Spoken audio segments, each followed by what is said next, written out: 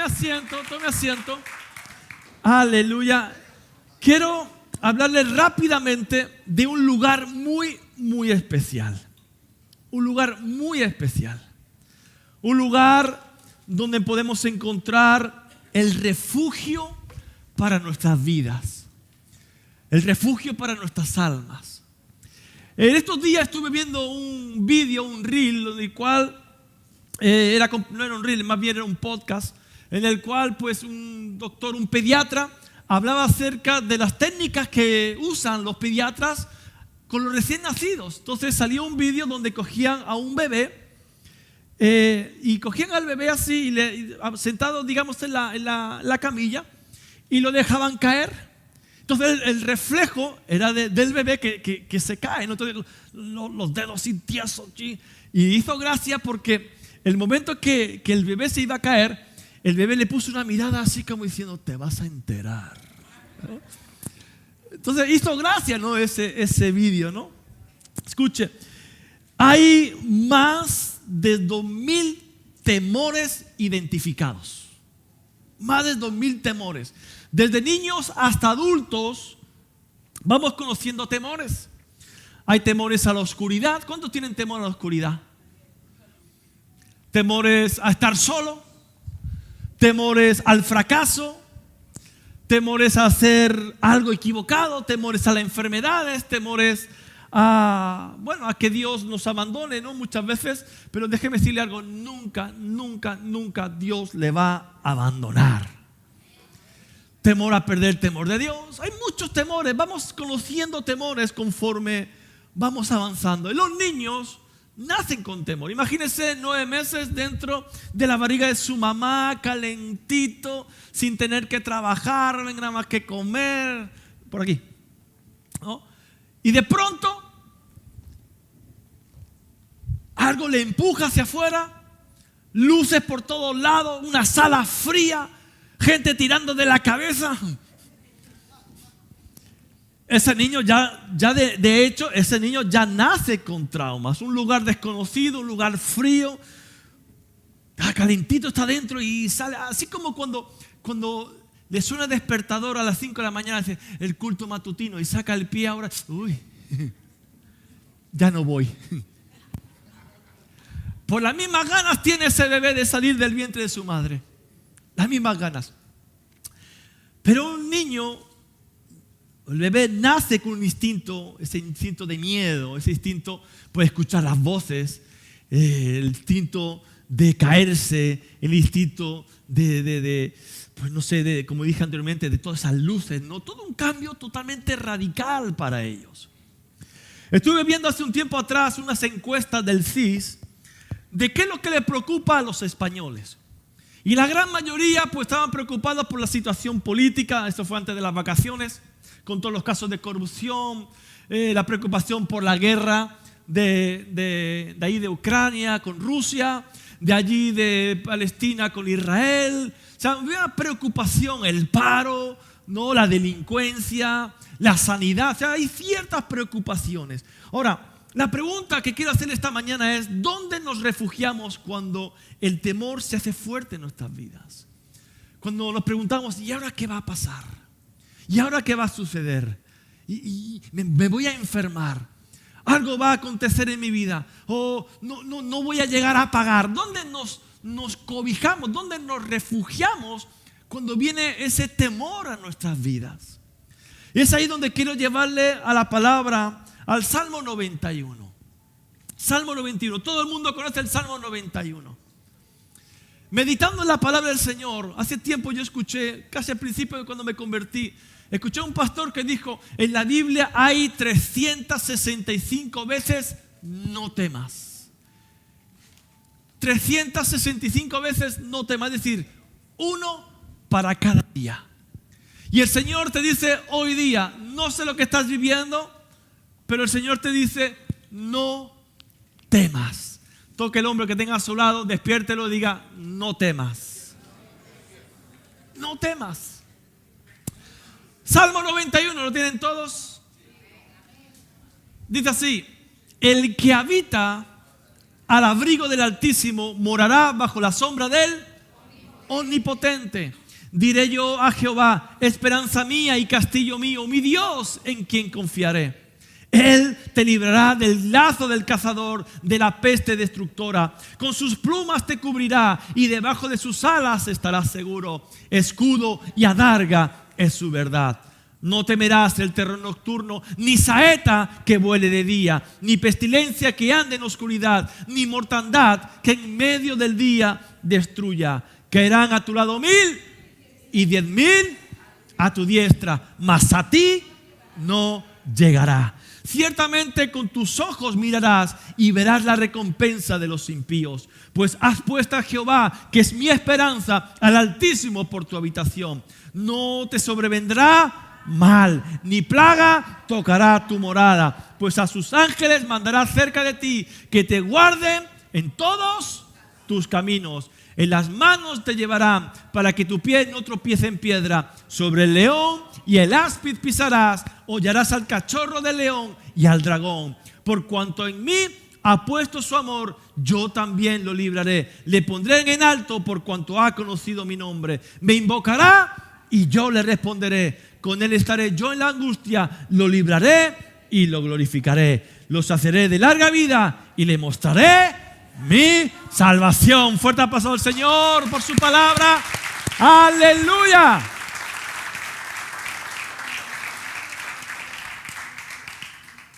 El que habita al abrigo del Altísimo morará bajo la sombra del Omnipotente.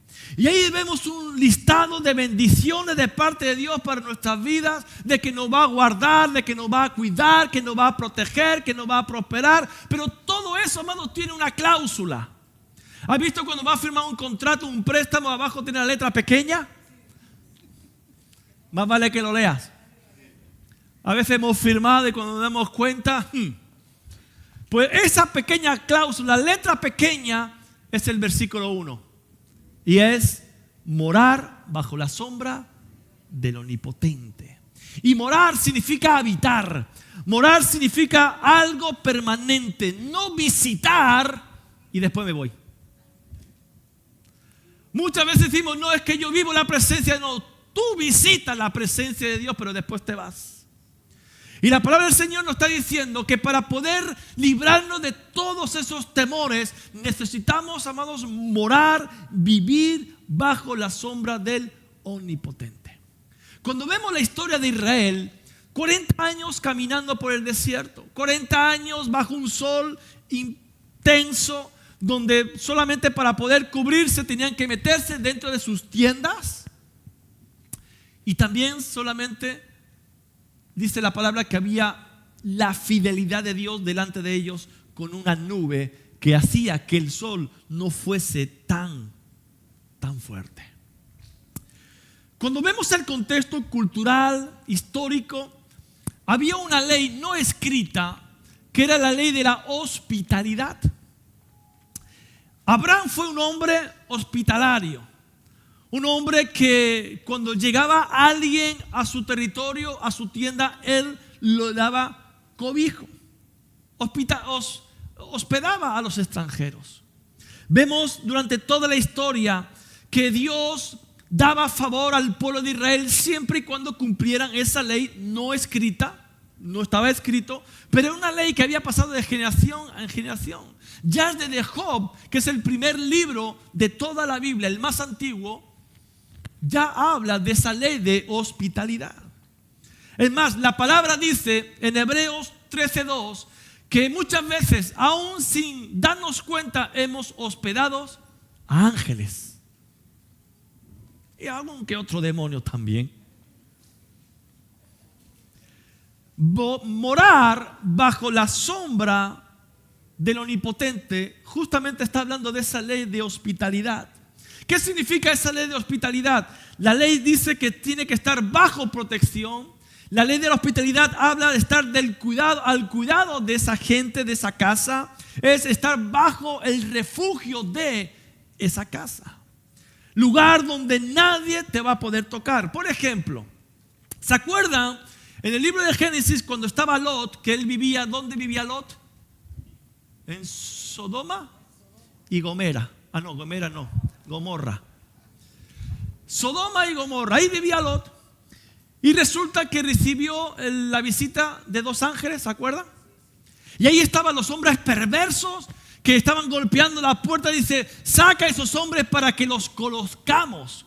Y esa palabra conocer no es que vengan, que vamos a conversar, vamos a tomar un cafelito. No, esa palabra conocer habla de tener intimidad sexual. Es decir, los hombres querían mantener relaciones sexuales, querían violar a esos hombres. ¿Qué hizo Lot?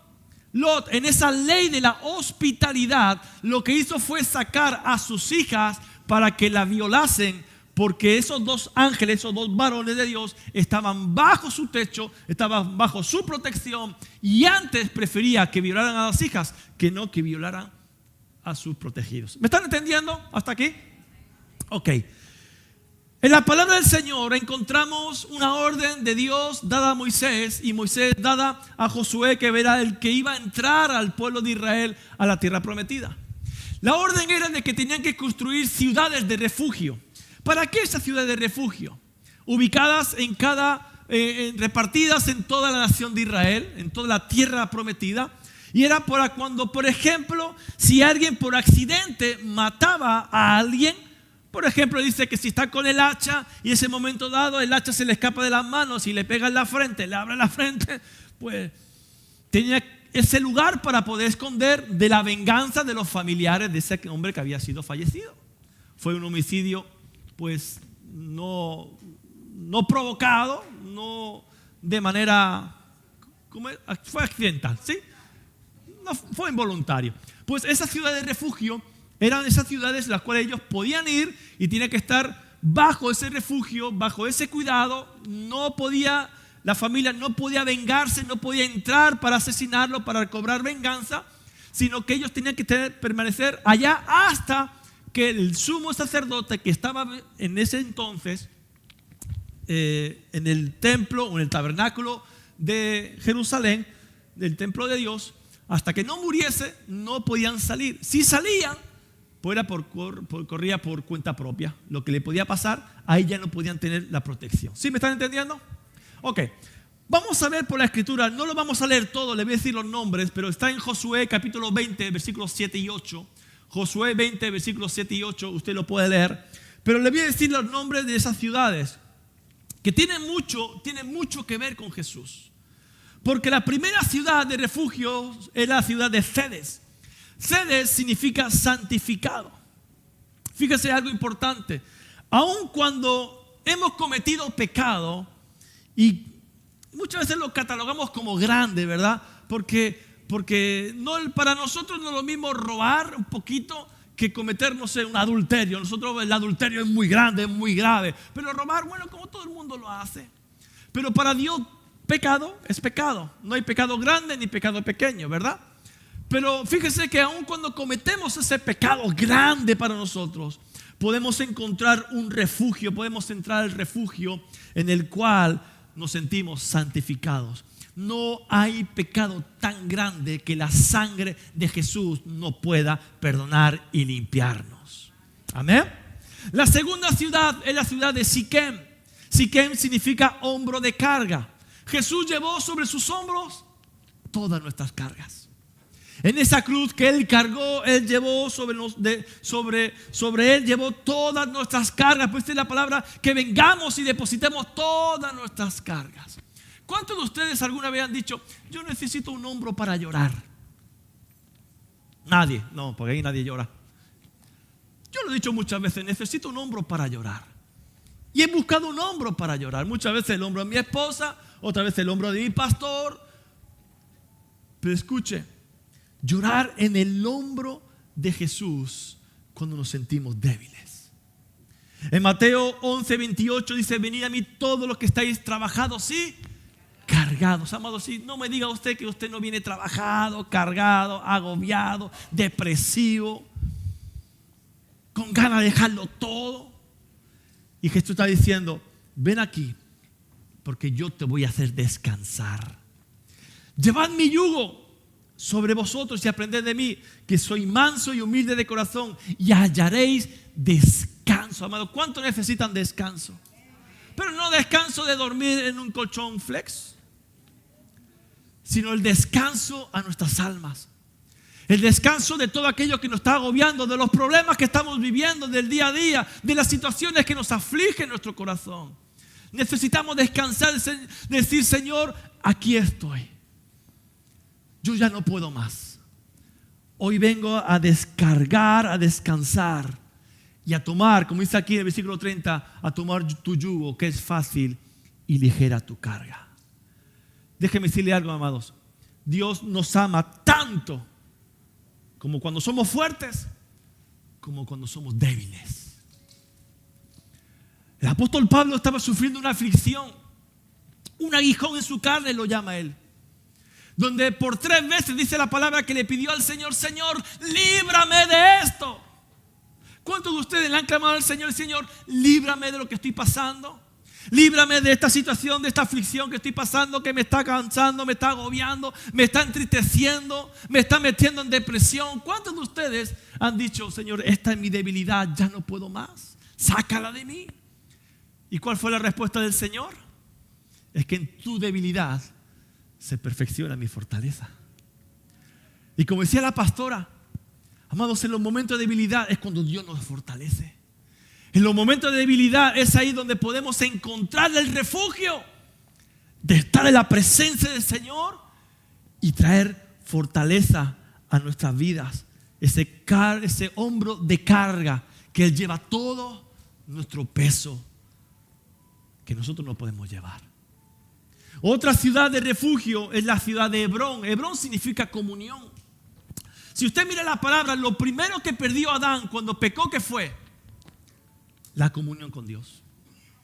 Dice la palabra que él y Dios paseaban al atardecer y Dios anhela la comunión con el hombre, pero a causa de Adán se rompió esa comunión. Se rompió.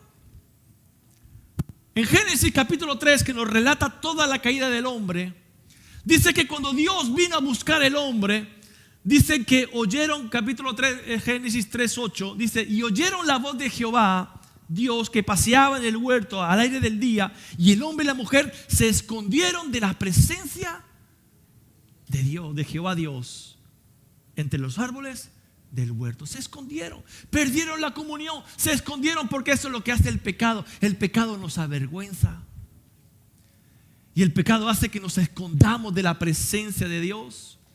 Dice el versículo 9, mas Jehová Dios llamó al hombre y dijo, ¿dónde estás tú? Porque si hay algo que Dios quiere restaurar, es la relación con el hombre, es la relación con nosotros. Por eso cuando ellos pecaron, se escondieron, y Dios esperaba encontrarse nuevamente con su creación, con la corona de su creación, no estaban escondidos. Y él respondió, oí tu voz en el huerto y tuve miedo porque estaba desnudo y me escondí. Amado, Dios es omnipresente y Dios es omnisciente.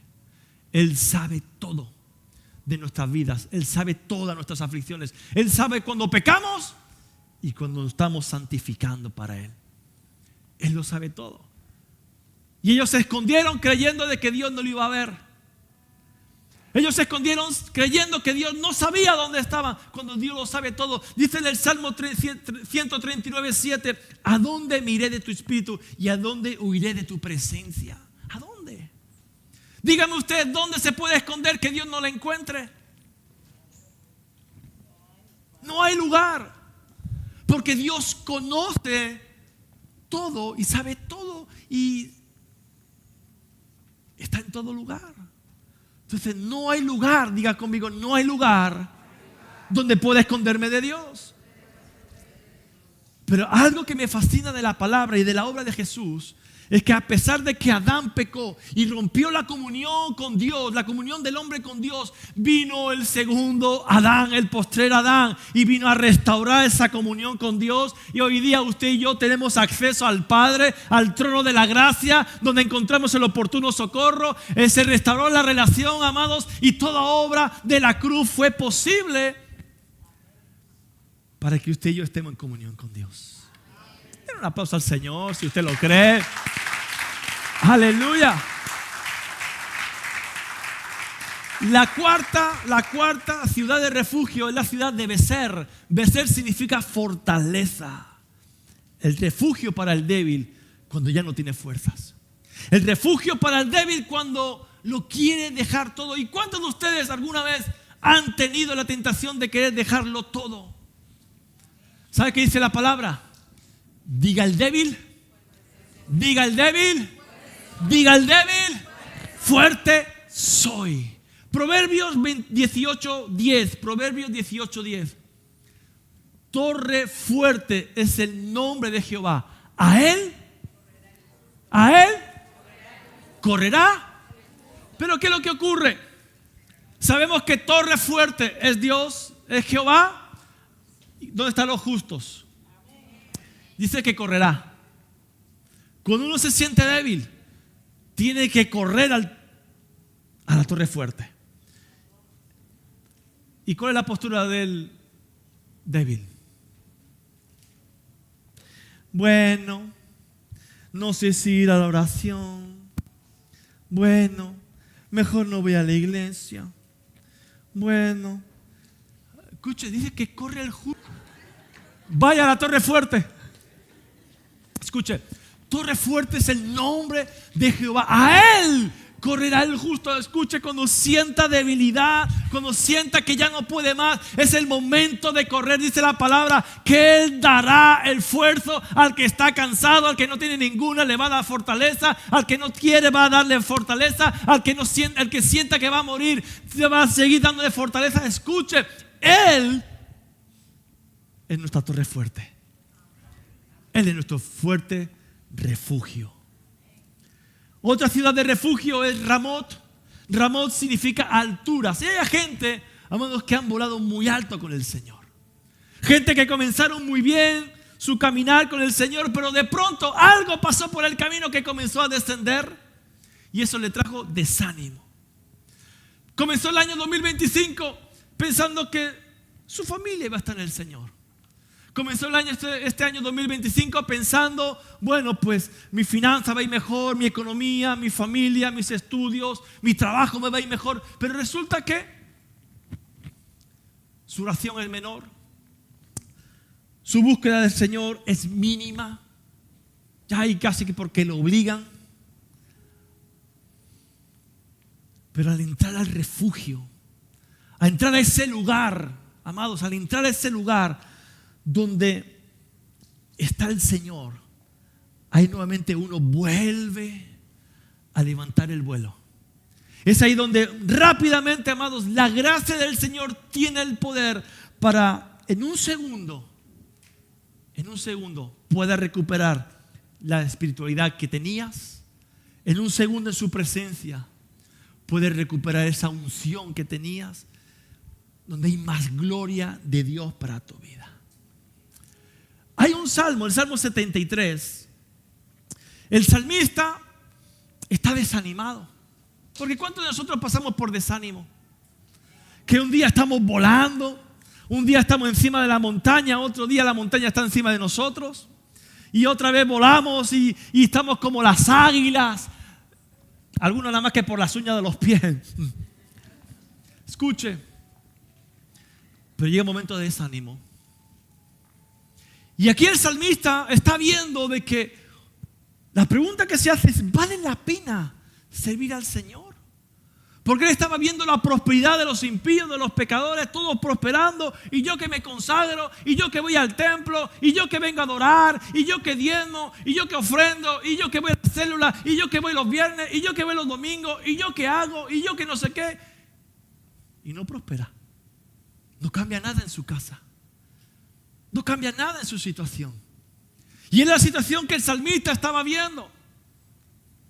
Viendo la prosperidad de los otros. Y yo que estoy consagrado, ¿acaso merece la pena tanta consagración? Es la pregunta que el salmista se está haciendo. Pero mira que dice el Salmo 73, 17. Cuando él cayó en sí mismo, él se dio cuenta y dice, hasta que entrando en el santuario de Dios.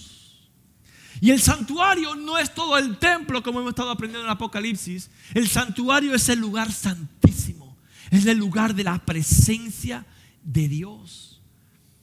Cuando Él entró en la misma presencia de Dios, cuando Él entró en ese lugar, se dio cuenta del final que aquellos hombres iban a tener. Y eso le dio un respiro. Dijo, sí, Señor, merece la pena servirte, merece la pena estar en tu presencia, merece la pena todo lo que estoy haciendo por ti y por mí. Merece la pena. La sexta ciudad de refugio es la ciudad de Golán. Golán significa gozo, regocijo. La palabra nos dice en el Salmo 16:11, en tu presencia hay plenitud de gozo. Diga, en tu presencia, fuerte, en tu presencia hay plenitud de gozo. Nehemías llegó a decir, el gozo del Señor es nuestra fortaleza. Ahora, denle la mejor sonrisa y demuéstrele que tiene gozo en su vida. Quite la cara de chupa limón. Denle la mejor sonrisa a Jordi. Sáquenlo de aquí. Escuche, el gozo del Señor es nuestra fortaleza. Mire, uno puede estar pasando mal, porque en el mundo sufriremos aflicción. Que seamos creyentes no nos va a quitar todas las aflicciones, vamos a sufrir la aflicción. Pero escucha, en medio de la aflicción vamos a estar gozosos, vamos a estar con alegría. Y la gente se va a decir, pero ¿cómo puedes estar sonriendo con lo que estás viviendo? Es que el gozo del Señor es mi fortaleza. En el gozo del Señor, escuche, en la presencia hay plenitud de gozo.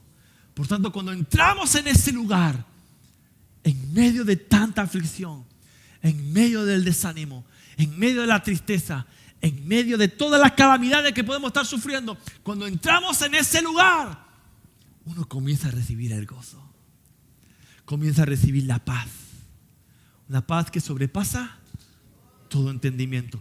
Yo tampoco lo entiendo. ¿Cómo podemos estar pasando lo que estamos pasando? Oye, cuando yo veo he visto nada más que una de los 5 superhéroes, ¿eso? ¿Cómo se llama la película esa? Los 5 magníficos. Tostón de película que me hiciste ver. Pero ya te perdoné el encuentro. Escuche, digo, esos no son héroes. Los verdaderos héroes son los creyentes que permanecen firmes.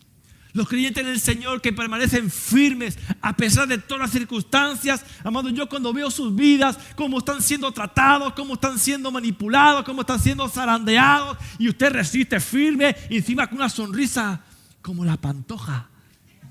Dientes. Wow, digo, para mí esos sí que son héroes. Héroes, escuche.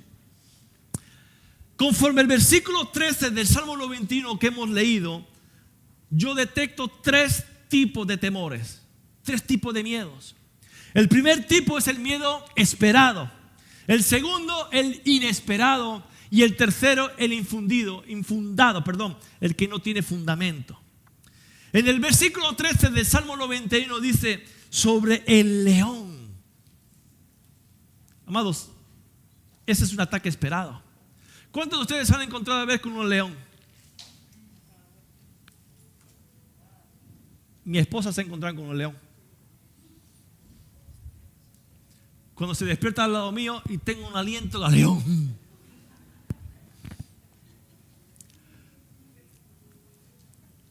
Hay algo que tenemos que comprender. Le voy a dar un tip por si alguna vez se encuentra un león. Con un león nunca le puede dar la espalda, porque si no se va a duplicar el peligro.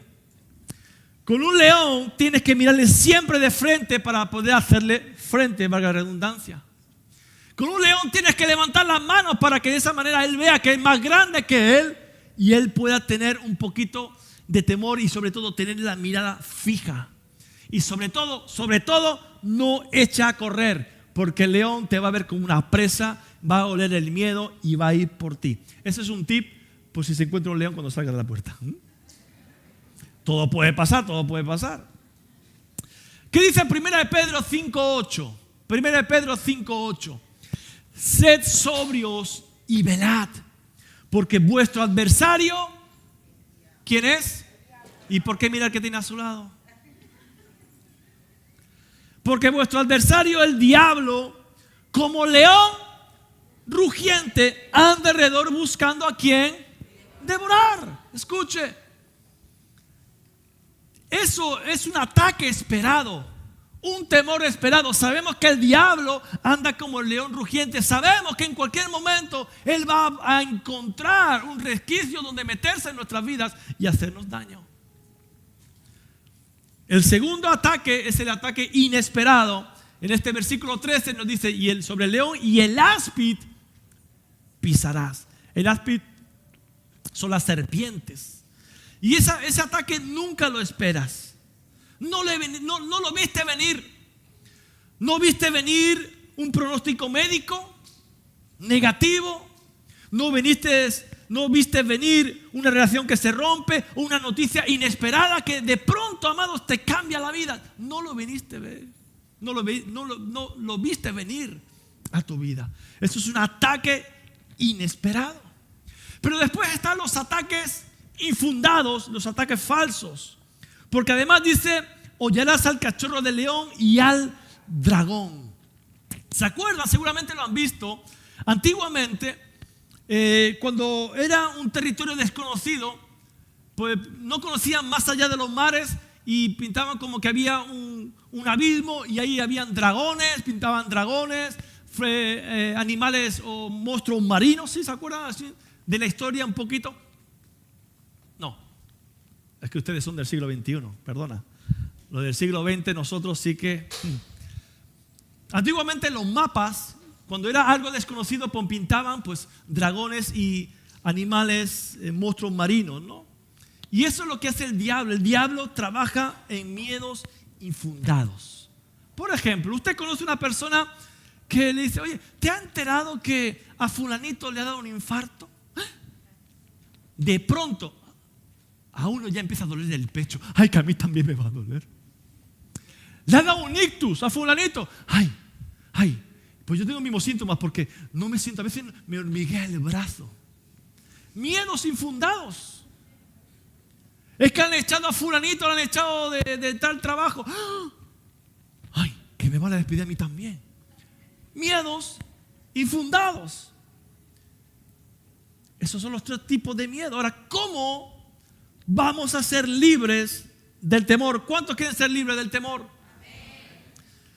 Número 1, viviendo y caminando en un amor maduro con poder y dominio propio. He dicho dominio, no demonio propio. ¿Vale? Primera de Juan 4:18. Porque muchas veces pensamos que lo contrario del temor es valentía. Y aquí esta palabra nos va a decir que lo que va a vencer el temor no es la valentía. Dice, en el amor no hay, o sea, el terror no existe. Otra vez, en el amor no hay temor, sino que el perfecto amor, ese amor maduro, echa fuera el temor, porque el temor lleva en sí castigo, es decir, trae pensamiento de castigo. Cuando uno tiene temor, uno piensa, como hemos dicho, los temores infundados, piensa que le van a pasar a él.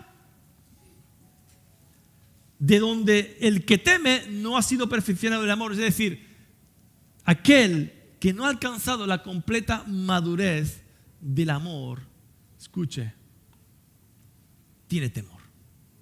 Entonces, si hay temor en nuestras vidas, amado, es porque no estamos viviendo, no estamos caminando en el amor de Dios, porque el perfecto amor echa fuera, el perfecto amor echa fuera el temor. Mire, yo cuando me anunció mi esposa que íbamos a ser padres, yo estaba deseando ser padre. Yo le lloraba a la pastora por ser padre. Sí. Y un día estaba en Bélgica y me llama mi esposa porque dice que se encontraba mal, estaba mal del cuerpo, parece que estaba con gripe, y fue al médico y dice, tú no tienes gripe, tú estás embarazada. Padres primerizos, no sabíamos nada. Resulta que cuando ella me llama, Yo estaba en Bélgica con un compañero, estábamos cargando, y cuando me dio la noticia, me vino un temor. O sea, era algo tan deseado tener a mi hija. Yo era tan deseado, clamaba, no conocía al Señor, pero le decía, yo quiero un hijo tuyo, le decía yo, llorando.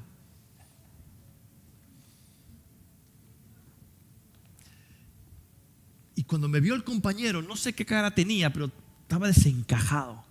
Porque el temor que me vino, ¿y ahora qué? ¿Ahora qué tengo que hacer? ¿Cómo? ¿Qué se hace? El temor de que voy a ser capaz de ser buen padre. Voy a ser capaz de mantener a mi hija. O sea, entran temores. ¿A cuánto le pasaron eso alguna vez? Yo sé que a más de uno le ha pasado. El temor de algo desconocido, algo que no sabe cómo lo va a hacer. Amados, esos temores, escuche, dice la palabra, todo eso se va con el amor de Dios. Aquel que tiene el amor de Dios, aquel que realmente conoce al amor de Dios, va a vivir confiado en el poder y en el dominio propio del Señor. Si hay alguien, amado, que no camina que no vive en esa completa confianza, ese amor maduro de Dios, es porque todavía no conoce a Dios verdaderamente. No tiene confianza. Y necesitamos, amados, que Dios revele su amor en nuestras vidas. Pídale revelación de Dios. Yo tuve un encuentro con el Señor. Y yo le pedí que me revelara realmente el amor de un padre. Yo tuve un padre entre presente y ausente. Ya le he contado muchas veces, no le quiero calentar otra vez. Pero la cuestión que yo no había experimentado, no sabía lo que era el amor de un padre, un amor verdadero. Y el Señor, en un encuentro con el Señor, Él me dio a conocer su amor como padre. Y me dio a ver todas las veces que Él me ha cuidado, todas las veces que Él me ha sustentado, todas las veces que Él me ha protegido, todas las veces que Él me ha abrazado en mis peores momentos. Y yo conocí el amor de Dios plenamente en Él. Y ahí me di cuenta que pase lo que pase en mi vida, yo estoy en sus manos. La Biblia dice que nuestros tiempos están en sus manos. Y déjeme decirle que no hay mejores manos que las manos de Jesús. Aquellas que fueron agujereadas en la cruz para soportar todo el peso de nuestros pecados. Estamos en las mejores manos. Denle un aplauso a Jesús. Aleluya.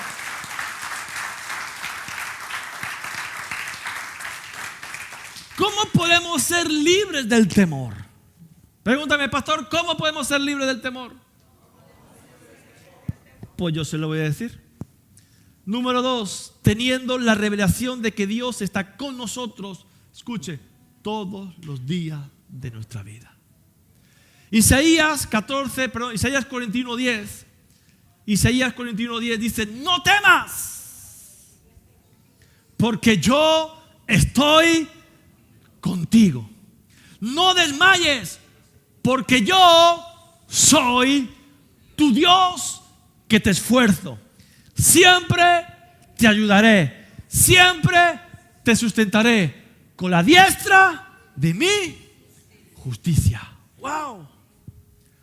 Escuche, entender este versículo es clave para nuestras vidas. El saber de que Él está con nosotros todos los días de nuestra vida. Todos los días. ¿Por qué? Porque Él es nuestro Dios. Porque Él lo ha prometido. Y como le dije la semana pasada, porque Él es fiel y no puede negarse a sí mismo. Amén. ¿Cómo ser libre del temor? Renunciando a todo espíritu de temor, de cobardía, todo espíritu de timidez. Segunda de Timoteo 1:7. Segunda de Timoteo 1:7 dice, porque no nos ha dado Dios espíritu de cobardía, sino de poder, de amor y de dominio propio. Otra vez, poder, amor y dominio propio. Otra vez, poder, amor, dominio propio. Escuche, no nos dio un espíritu de cobardía, sino nos dio un espíritu de poder, de amor y de dominio propio. Y es por eso que usted tiene que renunciar a todo temor. Viene temor a su vida, temores infundados, échelo fuera en el nombre de Jesús. Renuncia a todo este pensamiento, renuncia a este temor, temor a lo que pueda pasar, renuncia a todo. Comienza a entender de que Dios no le dio ese espíritu viene del diablo, sino que usted tiene que comprender que dio un espíritu de amor, de poder y de dominio propio. Y termino con esto. ¿Cómo podemos vencer al temor? Declarando la palabra. Diga conmigo, escrito está. Escrito está. Escuche, para poder vencer a todo temor, tenemos que declarar la palabra. Fíjese que dice la Biblia que Dios envía a sus ángeles para ejecutar la palabra. Salmo 103, verso 20. Salmo 103, verso 20 dice: bendecid a Jehová, vosotros sus ángeles, poderosos en fortaleza, que ejecutáis su palabra, obedeciendo a la voz de su precepto. En otra versión dice: aquellos que escuchan y cumplen cada uno de sus mandamientos. Es decir, cuando Dios habla, y nosotros cuando hablamos la palabra, estamos hablando lo que Dios habla. Entonces cuando los ángeles vienen a ayudarnos a nosotros. Por ejemplo, ¿se acuerdan cuando Pedro estaba en la cárcel por predicar la palabra? ¿Qué estaba haciendo la iglesia primitiva? ¿Qué estaban haciendo en una casa? Estaban orando, ¿sí? Estaban orando: Señor, libéralo, que salga, envía a tus ángeles. ¿Y qué hizo Dios? Envió a sus ángeles. Porque cuando declaramos la palabra, y hemos leído en este Salmo 93, que dice así, versículo 11: pues a sus ángeles mandará cerca de ti, que te guarden en todos tus caminos. Entonces cuando nosotros estamos leyendo la palabra, estamos declarando la palabra, Dios envía a sus ángeles para ayudarnos a nosotros. Wow. Declarar la palabra. Filipenses 4:13: todo lo puedo en Cristo que me fortalece. Es que no sé qué hacer, no sé cómo hacerlo, tengo miedo. Todo lo puedo en Cristo que me fortalece. Salmo 27:1: Jehová es mi luz y mi salvación, ¿de quién temeré? Jehová es la fortaleza de mi vida, ¿de quién he de atemorizarme? Escucha, amados, hay un refugio. Hay un lugar secreto. Hay un lugar donde podemos encontrar refugio para toda situación que podamos estar viviendo. La pregunta es: ¿cuánto tiempo hace que usted no va a ese lugar secreto? ¿Cuánto tiempo hace que usted solamente visita y no habita? ¿Cuánto tiempo hace que usted va, ora, pide y se va? ¿Cuánto tiempo hace que usted no está en la presencia del Señor y se deja abrazar por las alas del Altísimo? Hay un lugar, amados. Hay un lugar de refugio. Hay un lugar de descanso. Hay un lugar donde somos libres de temores. Hay un lugar lleno de gozo y de paz. Hay un lugar, y ese lugar es el Señor.